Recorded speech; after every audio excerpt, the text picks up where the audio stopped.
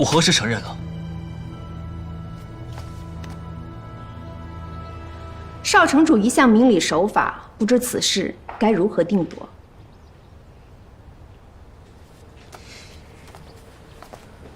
少君，要不然就配合他们一下，跟他们走一趟吧。等事情弄清楚了，我就去接你回家。夫君，人家刚刚都夸我明理守法了，做不好在人前驳我吧。反正事情又不是你做的，配合一下。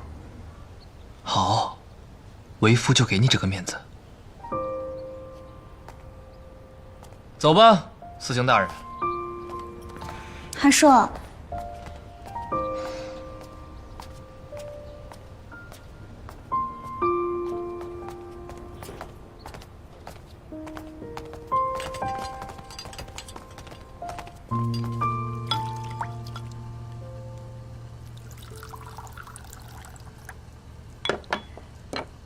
少城主嘱咐，万不能渴着饿着韩少君，还特意送来了您惯用的茶叶和茶具。司刑大人，有了新的无常。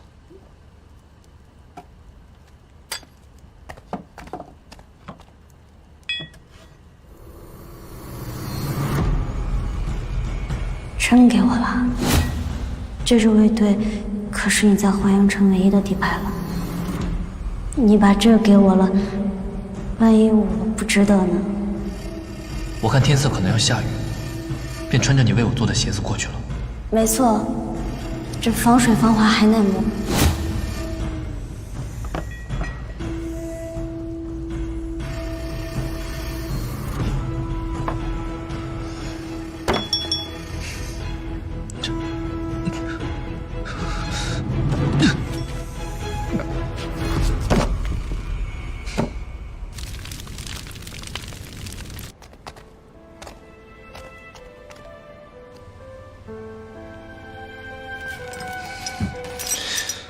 传少城主令，韩硕身为花园城少城主夫婿，本该安守本分，服侍妻子，却因妒忌杀害无辜越人，罪大恶极，论罪当诛。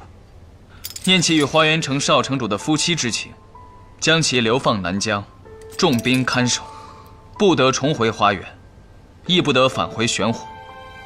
韩硕，接令。芊芊呢？我要见他。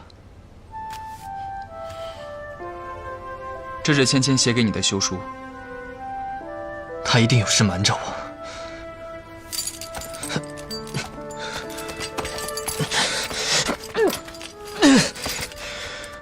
要不就是你从中作梗，小芊不会这样对我的。